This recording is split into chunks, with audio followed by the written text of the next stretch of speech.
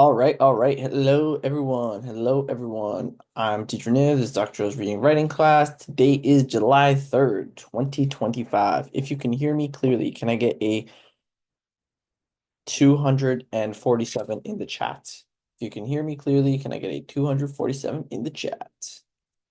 Okay, Annabelle only heard the two. So Annabelle, you might be glitching, possibly. Network lag. She got a 47. Not exactly the correct one, but all right, let's get into it. So let's quickly do a couple homework questions based on the words from last week. So Annabelle, start us off. Number one. The munificent millionaire funded scholarship for hundreds of students, asking for no recognition in return.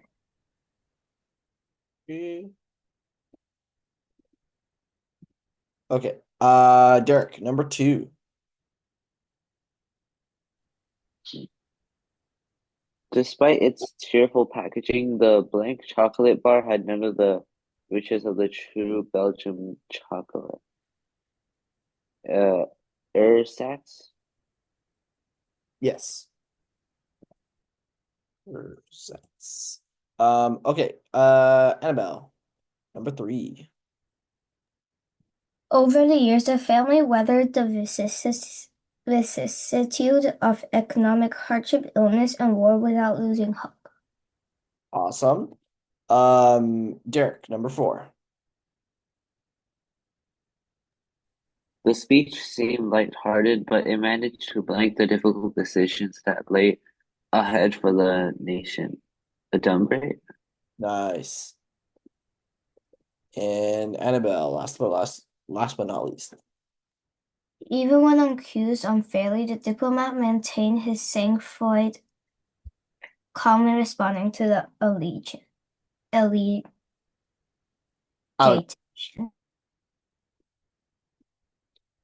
This one is allegations. Nice. Okay, good stuff, guys. Yeah, I just like getting this out of the way. The homework review part. I hate it, but we have to do it. So, okay, let's get into the book of the day. So Aristotle and Dante discover the words are in perfect order already. Yeah, this one I didn't. As you can tell, I really don't like this section, but we'd have to do it.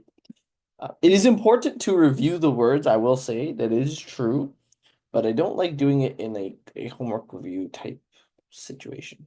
That's just my personal dislike. Anyways, book of the day, Aristotle and Dante discover the secrets of the universe. By Benjamin Alir Sains. I'm not 100% sure if I pronounced that correctly. Okay. Derek, can you read this one? Uh, Aristotle and Dante discover the secrets of the universe. Dante can swim. Ari can't. Dante is articulate and self-assured. Ari has a hard time with words and suffers from self-doubt. Dante gets lost in poetry and art. Ari gets lost in thoughts of his older brother who is in prison. Dante is fair-skinned. Ari's features are much darker. It seems that a boy like Dante, with this open and unique perspective on life, would be the last person to break down the walls that Ari has built around himself. But against all odds, when Ari and Dante meet, they develop a special bond that will teach them the most important truths of their lives, and help them define the people they want to be. But there are big hurdles in the way, and only by believing in each other and the power of their friendship can Ari and Dante emerge stronger on the other side. Awesome. Okay. So this one is actually a series, and I've been recommended it by other teachers, but um, I'll be honest, I have not read it myself. Um, anyways, let's go to the author.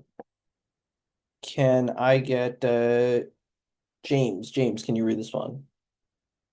Benjamin Alexander is born on August 16, 1954, is an acclaimed American author, poet, and artist known for his lyrical and heartfelt writing that often explores themes of identity, love, family, and culture heritage. Sanez was County, New Mexico, and raised near the U.S.-Mexico border in El Paso, Texas, a setting that deeply influences his work. He earns degrees in humanities, philosophy, and creative writing, including a MFA from the prestigious Iowa Writers Workshop.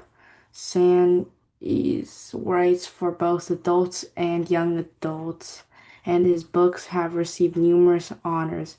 His Aristotle and Dante discovered the secret of the universe 2012 won the Prince Honor, Stonewall Book Award, and Lambda Literary Award, and is celebrated for its sensitive portrayal of friendship, love, and coming of age. Sayana's poetry and fiction often reflects his experience as a Chicano and as a gay man, and his work is often praised for its emotional depth, beauty, and honesty. Awesome. Awesome. Okay. So, let us continue. So the quote of the day this time, I couldn't really find a good quote, so I decided to switch it up a bit. The quote reads, I got to thinking that poems were like people. Some people you got right off the bat, some people you just didn't get and never would get. So there isn't much to work with here, but I decided to ask a different question. Do you find it easy or hard to get people? Why? Right? Give your own examples, your stipulations, your experiences. Um, and yeah. Okay, I'm starting a 5-minute timer. Starting that right about now.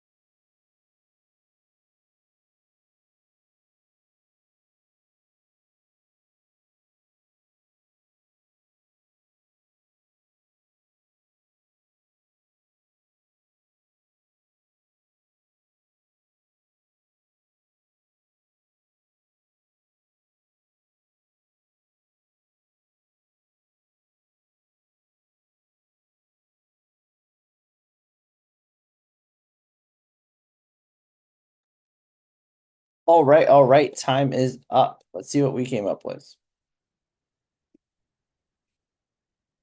So, Sam again starting us off. Love to see it. Oh, what the heck? Why did it cut out Sam's name? Sometimes I don't know why it's doing that. Okay, we're just gonna write Sam. Okay, Sam, would you like to read your response? Find it easy to get people because you can just read their personality and act on it. We might not be the most compatible, but I could understand them. Let's say your fellow classmate is very arrogant and competitive, while you're humble and quiet. Though they are unlike your traits, you would still be able to tell their personality, but you may just not like it. I find it easy to get people because all you have to do is observe. Interesting, interesting.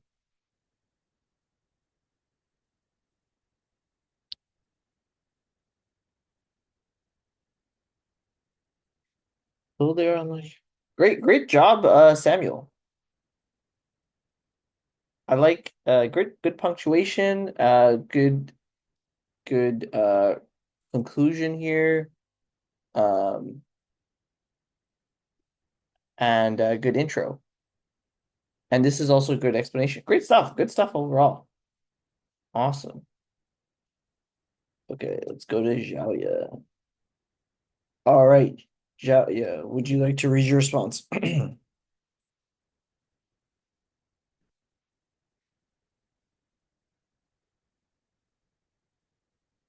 You're muted. Can you make it a little bigger? Sorry. Oh, yeah. Actually, would this help if I just did this? Yeah. Understanding other people's personalities and traits is sometimes really very difficult. This is because many people try to act like a different person or to gain popularity among their friends.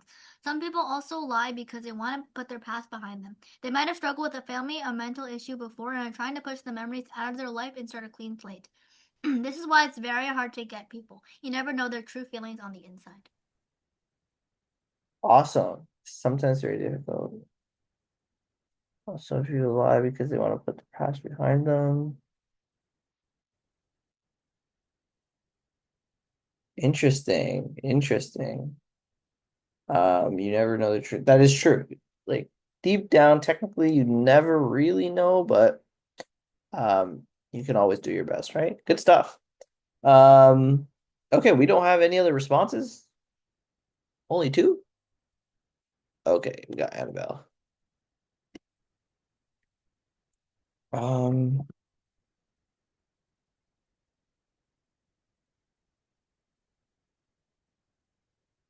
is formatting? Okay, there we go. Okay, Annabelle, would you like to read yours?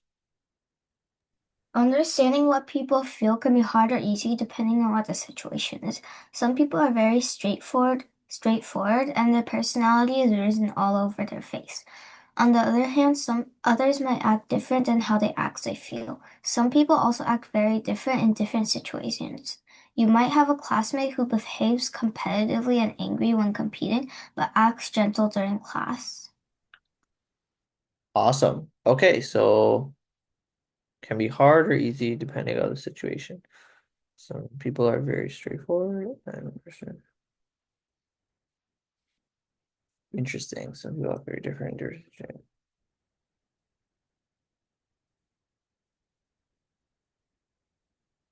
Okay, awesome. So you're saying it's sort of just impossible in a general sense, but in individual situations, yes, it can be hard or easy.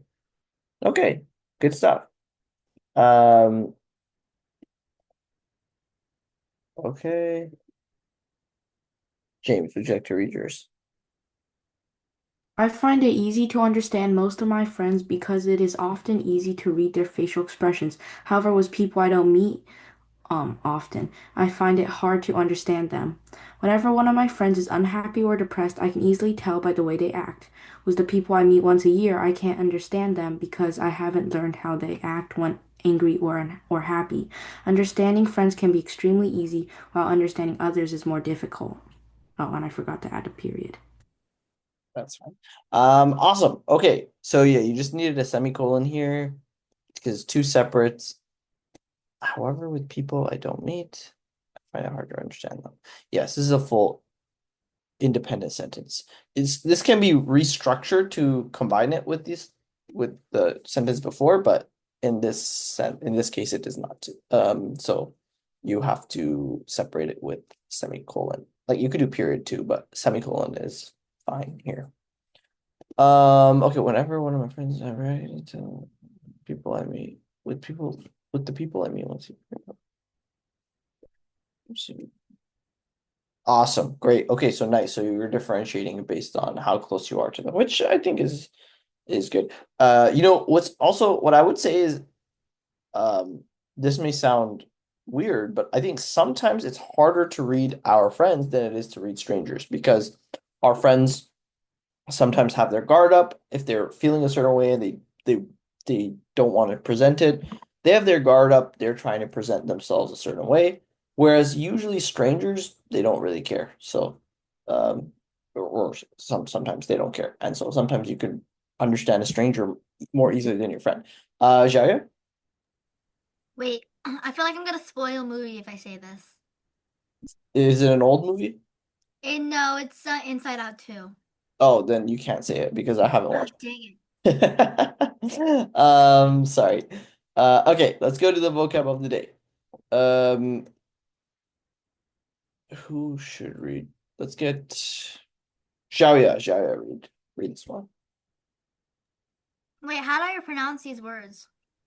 First I want you to try, then I'll help. Rebarbative. Adjective. Unattractive and objectionable. Objectionable. Repellent. Example. The critic found the film's rebarbative style difficult to endure.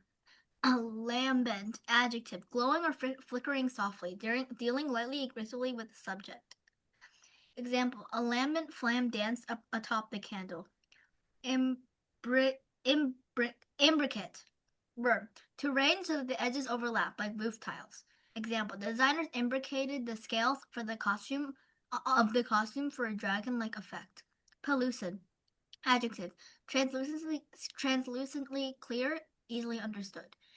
Example. Her pellucid prose made even the most complex theories accessible to beginners. Prolix. Adjective. Tediously lengthy or wordy. Example. The professor's prolix lecture tested the students' patience. Nice. Okay, so 3-minute timer. You guys know the drill. Starting now.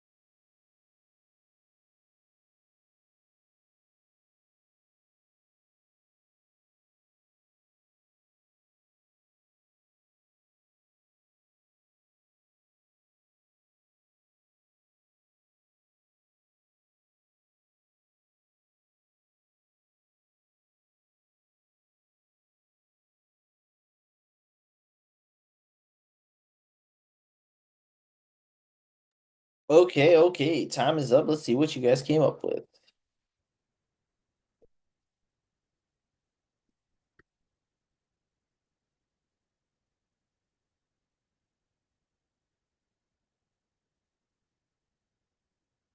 Okay. Jayo, start us off. Bob was very pellucid during the prolific lecture, spoke in a non-rebarbative style, and wore a lambent-looking suit that complemented his shoes with scales imbricated into them.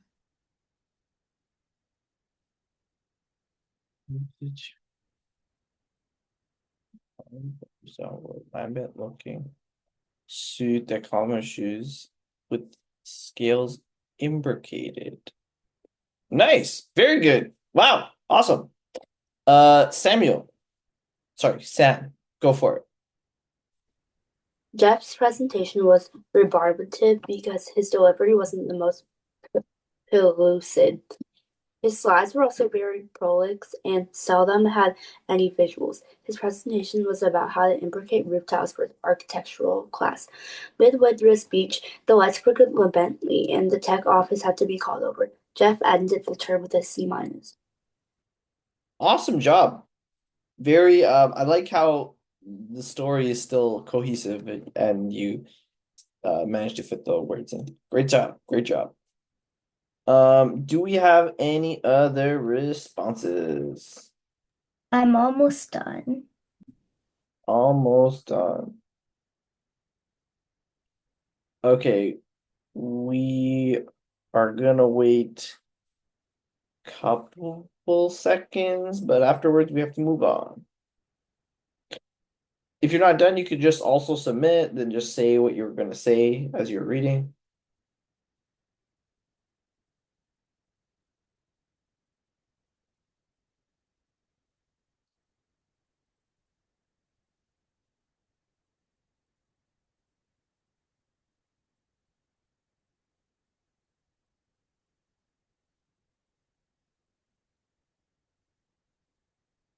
Okay.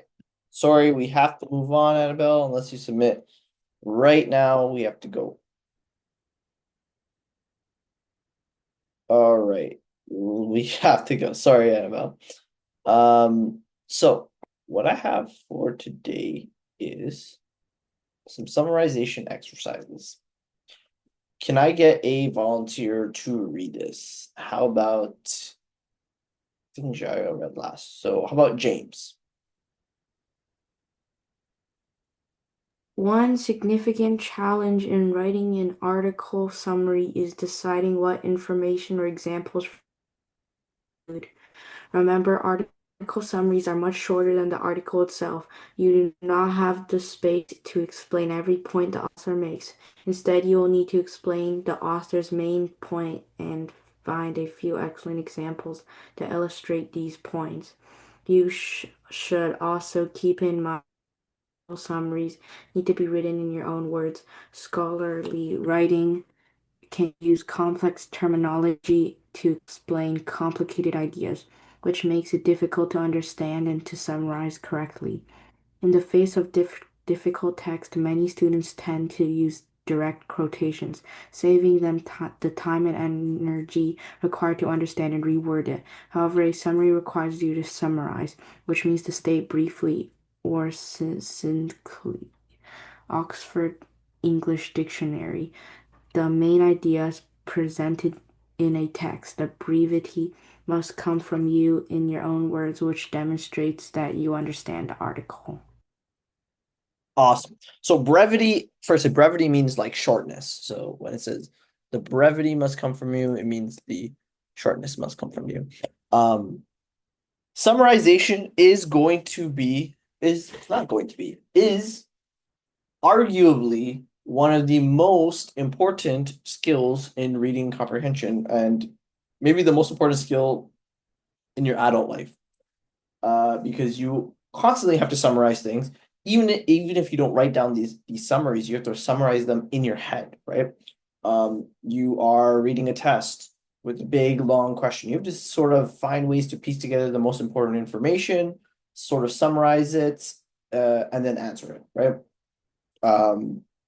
So it's very important skill, and everyone here probably thinks you can do a summary. Maybe all of you guys are really good at summaries. I'm not too sure. But I will say that to be a good summarizer is different than someone who can just generally summarize something, right? I can write, 3 sentences about an article, but are those 3 sentences that I'm using to summarize the article going to be going to include the most pertinent information? That's something you will gain with practice over time. So let us practice. So the next article I'm going to give, I'm going to let everyone read this in their head. So part of this is speed. I want everyone to practice reading fast. I want everyone to practice summarizing fast. So when I flip over to the next page, I'm gonna start a timer, let's say 5 minutes, where I want everyone to read this and summarize it. That might be too much time. Let's do 4 minutes, okay? And try and actually submit the second you're done. All right, starting the timer now.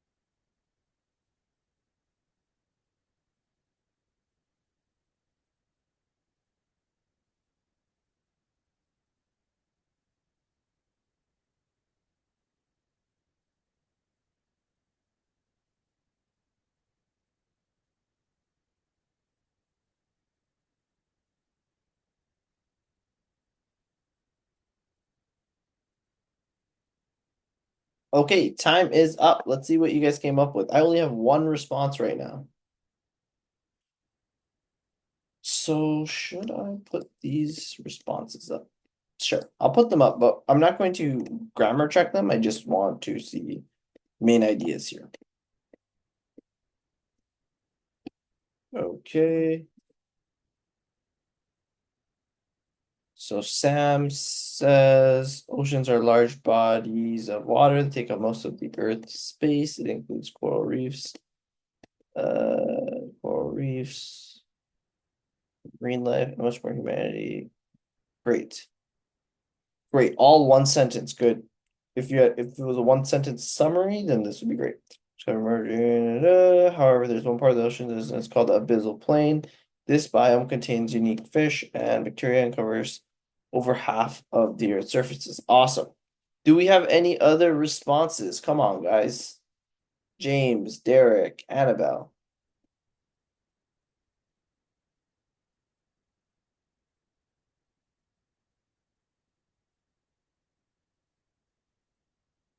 James, Derek, Annabelle.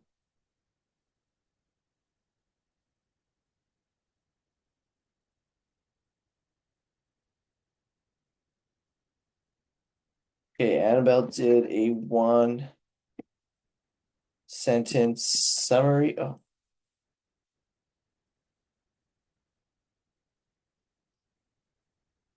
abyssal plains cover most of the ocean floor, but there's still a lot to be discovered.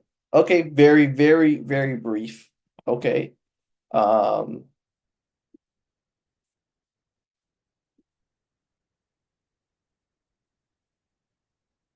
James says oceans cover most of planet Earth with and deep down lies masses of great plants that still waiting to be explored.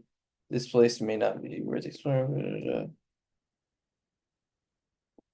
Okay, great, great. I like this, but I think for the context of I think generally we should include the words abyssal plains. I think that's quite important to the passage. And that's kind of yeah. Okay. So good stuff, guys. I think Xiao, you did a great job here. 3 sentences. You mentioned abyssal plains, biome, cover majority of the earth. I think I got the main idea here.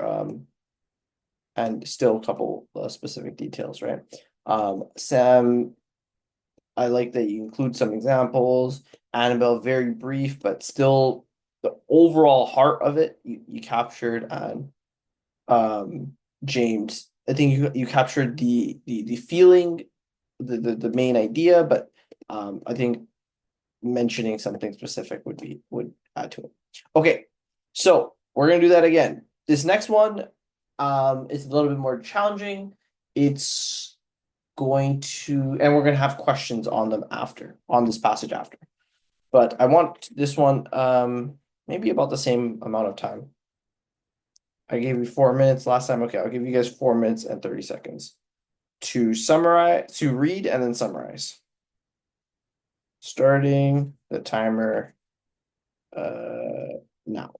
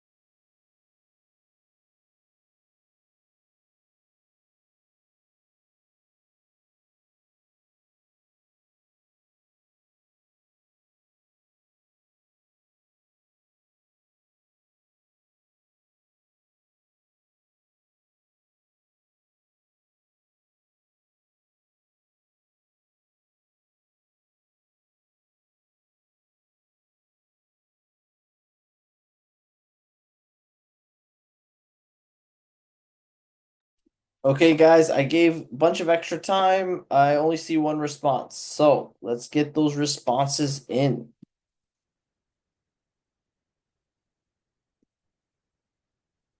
Okay.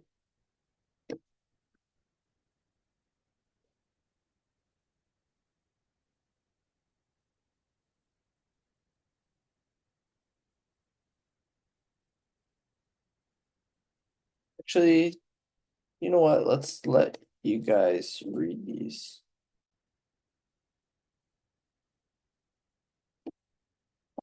Sam, would you like to read your response? The Great Library of Alexandria was established between 324 and 246 BCE. It was known for being an architectural wonder and having a vast variety of books. Unfortunately, rumors say the library was burnt down. The Great Library of Alexandria impacts history and shaped our culture still to this day. Awesome. Awesome. Great points. I like the fact here. I think that's very relevant because it gives you quite a bit of understanding of uh when this all happened, which I think is a very, very important detail, right? Um, okay. And then Jaya, can you read yours? The Great Library of Alexandria was a library in ancient Egypt. It housed the vast majority of the world's books at that time. Sadly, it was burned down 300 to 1,000 years later, but it still remains a mystery to this day. Okay, awesome. Is library needed down? Sally's burned down. Yeah, so remains a mystery. Yes, this is very good. I love the general vibe. It tells the reader like it's an intriguing read for the reader. But what I do like about Sam's here that I wish you included here was some sort of timeline, right? Although you do say 300 to 1,000 years later, it was burned down. We don't have a general idea of when it existed, right? Actually, Egypt is interesting because Egypt has existed for thousands of thousands of years. I saw this interesting fact. Cleopatra, uh, we're closer in age to Cleo. Sorry, the time between our existence and Cleopatra's is shorter than Cleopatra's existence and the building of the pyramids. So that's great. And in Cleopatra's era, ancient Egyptian studies was something people did. That's how old Egypt is. So it is important to have some sort of range here. Annabelle, would you like to read yours? The Great Library of Alexandria, established in the Hellenistic period, collected a vast amount of knowledge and books from across the world and translated them to Greek. The library was burnt down at some point, but it impacted our world forever. That's true. Very sad. And yes, this period's nice to include. Yeah, the Great Library of Alexandria is one of the saddest things in human history, in my opinion, because anyone burning books or preventing books from existing, they're just bad news. Um, okay, James, would you like to read yours? The Great Library of Alexandria was a treasure of ancient Egypt and held a vast collection of books from around the world. The library held tons of research and knowledge within it, but was sadly burnt down. Okay, awesome. Yeah, need some examples here, but yeah, I like the inclusion of sadly actually. Even though normally, depending on what you're summarizing, you shouldn't include this, but in this case it's fine. Okay, next activity. I'm gonna give a minute to answer the questions related to um this passage. Okay, 1 minute.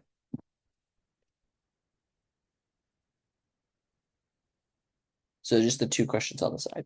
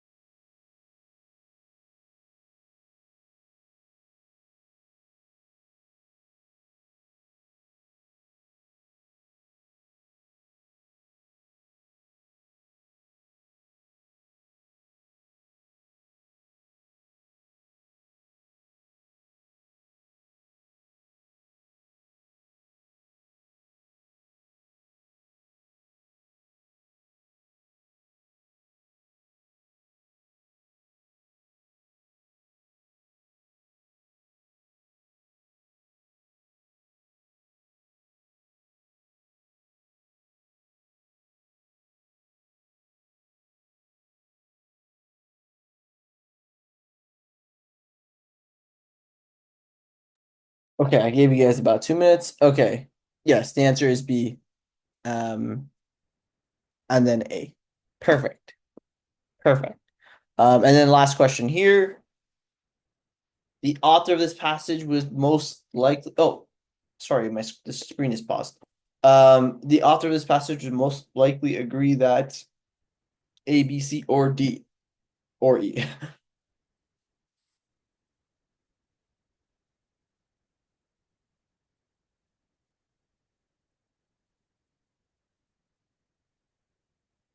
I'm not gonna put a timer. I'm just gonna wait for responses.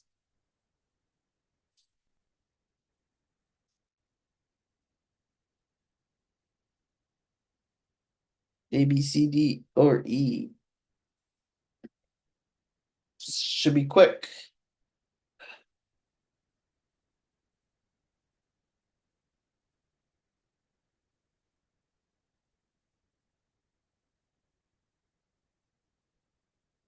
I hope you're all not just waiting for responses and then copying. I want everyone to, there's no problem in answering wrong.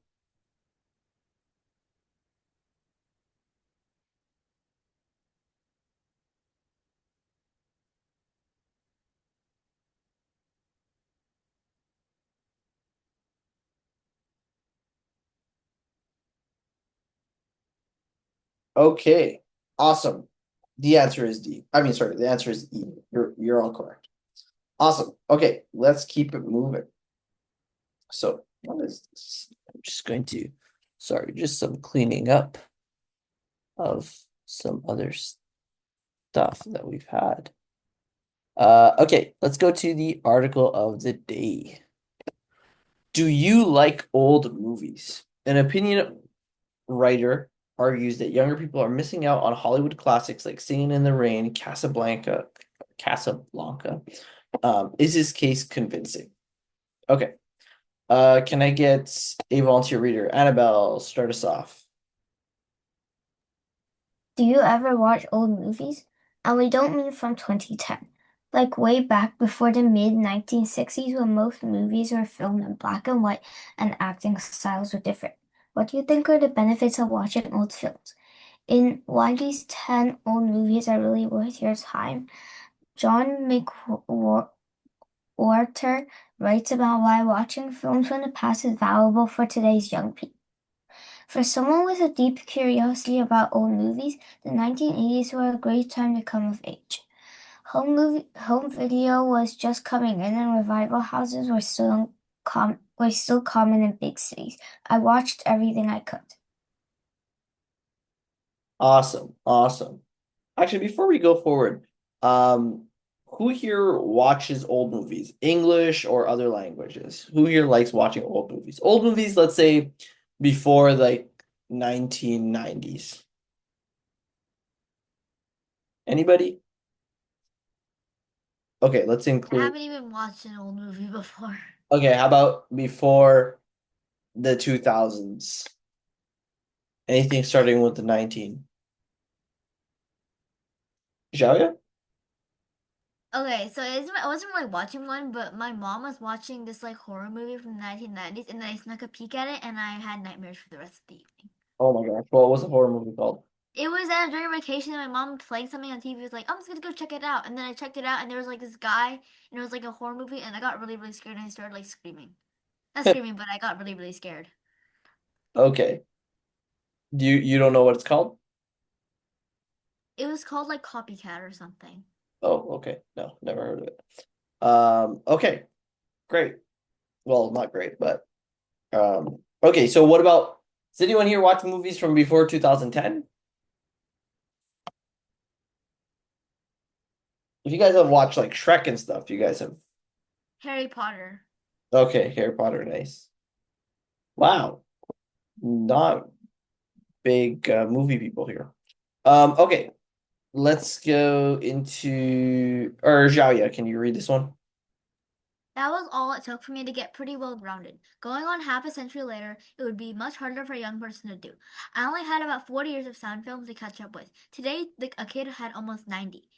With so many more films now released each year than ever in the past, adding the ease of streaming and the result of is a strong gravitational pull towards the new or recent. Cinema's past can feel very far away. Lately, I've been thinking about the role that film literacy should play in the lives of educated, curious people, and on the basis, which old movies I want my children to have caught at least once. By old, I mean ancient movies from before 1965, when most film was in black and white, action styles were different, and the Hays Code was still in force. The merits of exposing kids to movies their grandparents, or great-grandparents watch will not be obvious to everyone. Certainly, it will not be obvious to most kids, but good films are as worthy of their time as good books, and the best of them are as artistically rich as the finest literature our nation has produced. With film as well as books, in the wise words of someone I once knew, the thing about the classics is they're good. Awesome. Okay, so I totally agree with this personally. But can I have a volunteer reader for the next slide? Let's get Derek. Derek, can you read the next slide?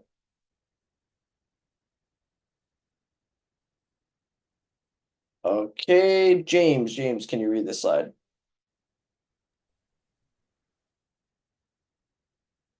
For kids to see how the past was different, with humans as intelligent as we are, living life as intensely as we do, and yet doing so under difficult expectations in terms of violence, the welfare state, racial, gender, and class hierarchy, and more. That an old movie can discourage the tempting idea that America's past is stasis and regression rather than progress. It's hard to not to see our lives now, imperfections acknowledged as vast beyond that American in which black people were conceived of as only servants, Native Americans only as disposal background figures with the temerity to represent white people's enroachment, and women dreaming nothing but the kitchen and the nursery. Old movies are also a lesson in the history of popular music. Kids can experience firsthand the fact that music sounded different way back when, but can still be nice to get a listen to. Some songs of musical expertly performed is a better way to learn than just hearing the records played through the ear.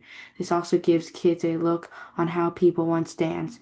Even tall toddlers would be transfixed watching the Nicholas brothers' acrobatic dancing in stormy weather. Mr. Mickwater shares a list of 10 great Sunday afternoon possibilities for young people to enjoy. Here are three of them. Oh, that was muted. Awesome. Okay, let's take a look at some of these examples. Can I get Sam? Sam, can you read this slide?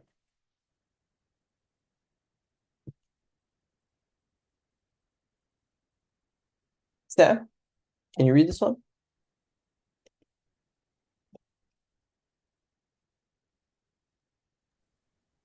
Bringing in the Rain, 1952. A smashing collection of songs perfectly executed. A story that keeps you on the edge of your seat, plus some dandy history about the dawn of sound film, and much more appealing than so many other MGM musicals of this era, which I find to be too rosy-cheeked and too cheesy, but they are birthday cake kind of color. All sentient beings should see this. My girls loved it. Casablanca, 1942, the quintessential old movie drama, which no one expected to be a hit, but floors us still today because of the magic synergy of Ingrid Bergman and Humphrey Bogart. Tell your kids about the lift shoes that Bogart wore to seem taller than Bergman, and point out the lines they'll hear again. Play it again, Sam. Actually, no one says exactly in that movie, but still, don't amount to a hill of beans. Shocked, shocked. Stormy Weather, 1943. One of the rare times when the studio in the old days gathered a passel of black pop artists at the top of their games. The result includes Lena Horne's deathless rendition of the title song and Fats Waller, as funny as not as he was then. I love this movie, which only pretends to have a plot. When I watched it at 8 with my mother, other kids would too. Awesome. Awesome. Thanks for reading that, Sam. So, who here, before we even get into the questions, who here would consider watching any of these movies? Thank you, Xiaoya. Thank you. I haven't seen Stormy Weather, but I've seen the other two, and I will say that anytime that someone recommends a old movie that is really good, or sorry, anytime someone recommends watching a really old movie, it's lasted this long because it's really good. And I know it said that in the article, but I highly recommend. I would also say, the original 12 Angry Men. That's amazing, amazing, amazing movie. Uh, there's also there's also plays about this movie, so highly recommend. Very fascinating, very interesting. Okay, so here's our first question. Actually, it's a pretty big question. Um, and I actually want to try and give everyone more time to actually give a full fleshed answer. So we're gonna do 8 minutes, and since the class is smaller today, we actually have time, 8 minutes. But I want 8 sentences minimum as well. So for this, I'm gonna say why, just to prompt you. Um, and I won't read the question. I'll let you guys think about this. Okay, quite a bit of time because we have less students. Today we have an opportunity for you guys to put out a more thought out answer. I want structure in your answer. So you can sort of answer generally each question, or you can just focus on one and really answer it thoroughly. But I want some sort of structure, and I want thought. All right, starting the time now. Wait, so it's like the question basically like should kids watch old movies? Yes, Okay.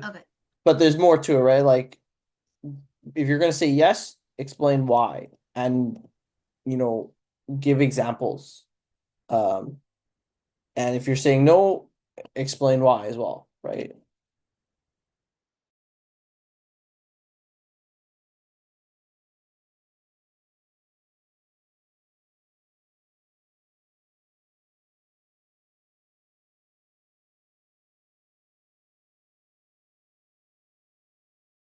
What'd you say?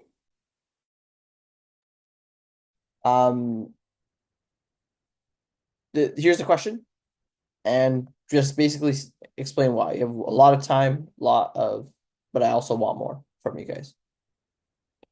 Oh, okay, because I thought you called my name. Oh, no, sorry.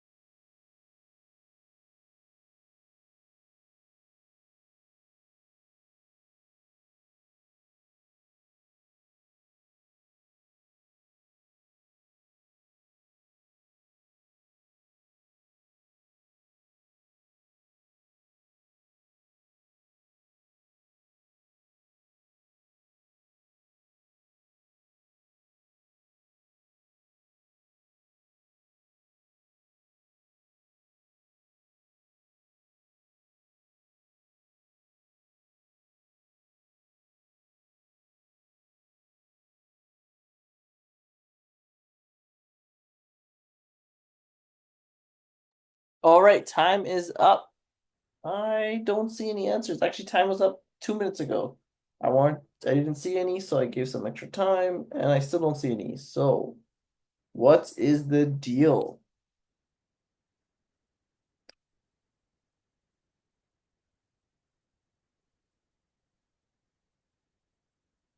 Come on, guys. If anyone's afraid to submit first, don't be afraid. You guys know the drill.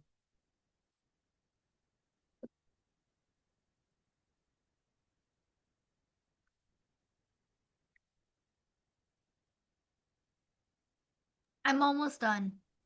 Okay. I'm also almost done.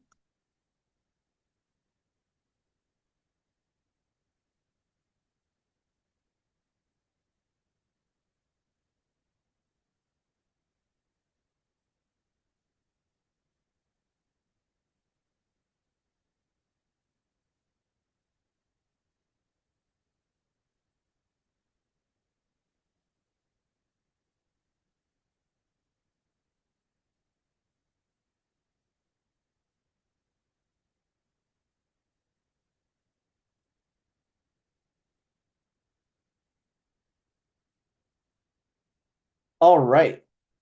Let's see some of these answers. So I'm just going to duplicate the slide a bunch. Let's throw up Xiaoya's first.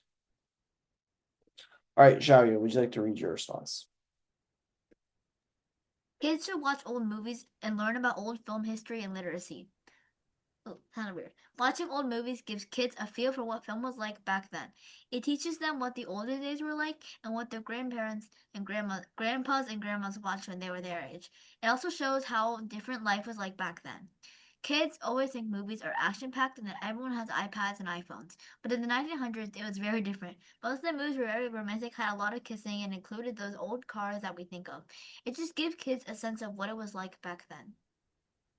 Oh, and I watched Oklahoma, like the old movie Oklahoma. Oh, nice. Yeah, like a little bit of it. I think I watched like like 20 minutes of it, but I did watch a little bit of it. Yeah, it Um, had a lot of kissing, and it's supposed to be like for kids, but it's not for kids. It has a lot of kissing. yeah, the rating system was different back then. So kids should watch old movies, learn about film history, and then watch old movies get kids to feel so grandparent, yeah. Um,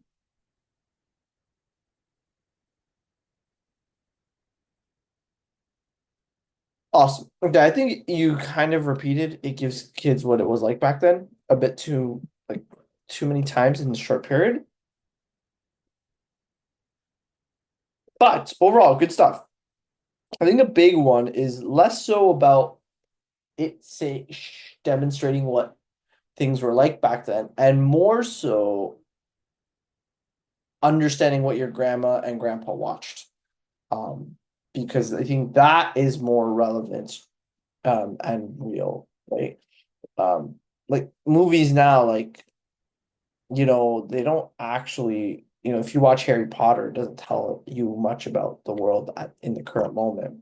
But um, but if you watch it, then you will understand maybe some of the references your parents make or your older cousins and whatnot make, right?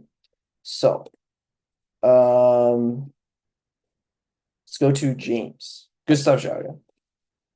Let's go to James. James, would you like to read yours? I think that kids should watch old movies. It can enhance their understanding on film history and let people see different acting styles and filmmaking skills. By watching older movies, people can understand the evolution of cinema and how storytelling transformed. Older movies can provide a glimpse into older societies, their values, and their norms, offering a better understanding on how things have changed. Watching older movies can expose you to a wider range of feels than those from different times.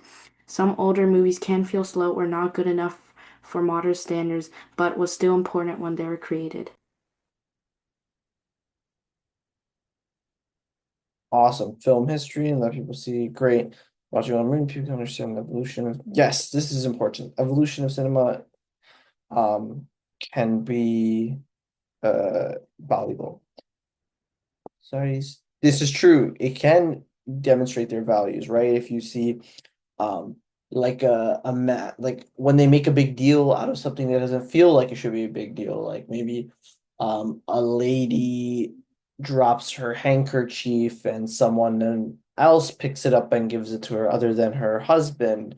Like, why is that a big deal? But sometimes in an old movie it could be a big deal. Things like that. You can understand sort of their values and their norms. That's true. That is true. So maybe I judge Jari as a bit. See, I think you guys have the same point, but I do like how James sort of explained a little bit more about the real root of how of what it means, what you can take about history from the movies. Watching older movies can expose you to a wide range of films. Great, some movies can watching older movies can expose you to a wider range of films and those from different times. Okay, so I think actually no, that's fine. I honestly I really think that like this is not really needed. Because that's just part of range, right? So I'm actually gonna remove it, and you can disagree with me on that one. Some old movies can feel slow or not good enough for modern standards, but was still important when they were created. So since you did not repeat the subject, you don't need to put a comma there, but you're absolutely correct, right? And a lot of movies now and stories now use tropes or plot lines or whatever from old movies. And so when you go back to watch the old movies, it might be like, oh, what? This is so basic, like whatever. But that's because at the time it was not basic. And I've been seeing this phenomenon in real time. In my lifetime, I've seen this. Um, in Star Wars. Most of you guys know the general idea of Star Wars now. So if you go and watch the Star Wars movies, um, you probably won't feel the same way that most people did when they first watched the Star Wars movies, right? Because you've seen, Star Wars. There's so many new movies and so many new sci-fi movies and sci-fi worlds, and Star Wars has been become a parody, has been parodied many times. So you know general plot lines and things like that. So when you go back to watch it, it won't feel the same. Um, so yeah. Okay. Annabelle, would you like to read yours? I do not think that kids should watch old movies. They are always boring and follow the same storyline that all other movies have, like romantic movies that involve a lot of kissing. Old people might like them, but this generation are not used to those type of movies. Now newer versions have better ideas, making it more exciting and fun to watch. However, I do think that learning about the history could help kids understand what the past was like. Instead of watching a very boring, long movie, people can learn about what it was like when your grandparents were children instead. Okay, interesting. So you're saying even though it is, um, it can help you learn about the past and all those things, and you say though you're not denying those things. You're saying that it's not valuable to watch it as kids because they won't appreciate it and it may not be more suitable and appropriate. Very interesting. I think I do agree. I think I actually agree. I think maybe not as kids, but as young adults, like in their early 20s, maybe late teens, I think that's a good time to learn about these things and watch them. But I think I actually agree with you here. You've changed my mind, Annabelle. Great job. Great response. Do we have any other responses?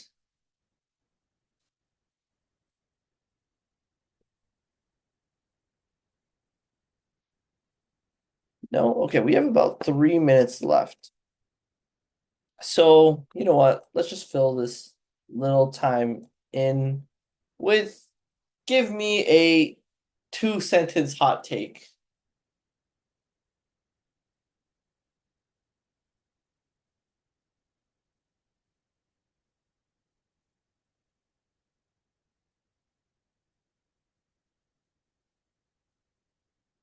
Or you could even open your microphone and say it. We can have a verbal discussion if anyone wants to.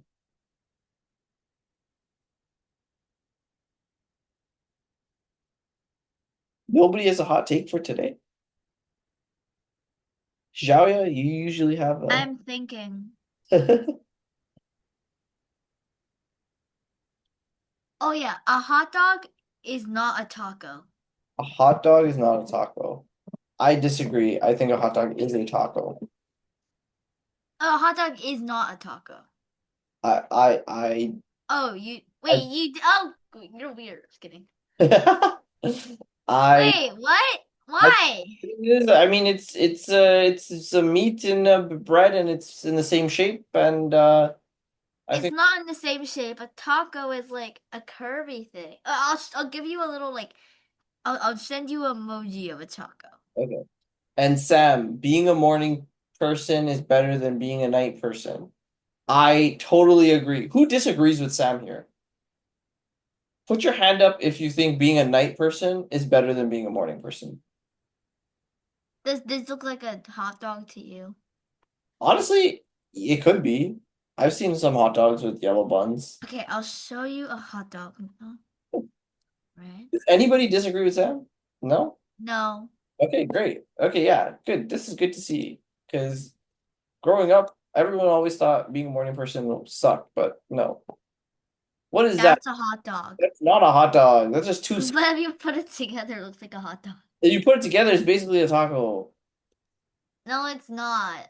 Wait, I need to give you like a photo of it. I'm gonna copy and paste something. Cereal is not soup. Annabelle, care to explain why cereal is not soup? Soup is made, so cereal's milk and milk is not a soup. It's a drink. Just like how lemonade is not soup and cereal is cereal. Okay. So you put those together and you get cereal, and milk is not soup, and cereal is not soup, so it's not soup. Okay, but question. Some people drink like bone broth. That is a soup, but some people also drink it like a drink. So isn't like what in that situation, what happens? Well, you have to drink soup Oh wait, that's true. But you said cereal milk is a drink, so it can't be a soup. because, like, a soup is made of broth and lots of ingredients, and Uh, milk is not made of ingredients. okay, I like that. Soup is made of a broth, so it needs to be some sort of vegetable broth, chicken broth, whatever broth, um, bone broth.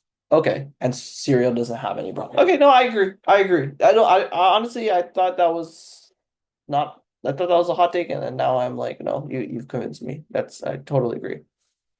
Um, okay, awesome. We'll Wait, leave. I think that a hot dog is a sandwich though. A hot dog is not a sandwich. Actually, I searched it up and it said hot dog not a taco, but it is a sandwich. Oh, guess Well, what? the internet is wrong. That's what you have. That's the takeaway. That's Wait, what color is water? This is your answer. It's not like a water trick question. is blue. Oh, wait. That means the internet said that water is blue. Yeah. Well, And also the water is not a liquid for some reason. I what? think. What? It's a bunch of minerals, like it's a bunch of like atoms mixed together but so it's technically not a liquid. What the heck? Okay, I did not learn that. Okay. Well, that's it for today, guys. I'll see you all next week. Have a good one. Goodbye. Bye, thank you. Bye. Bye.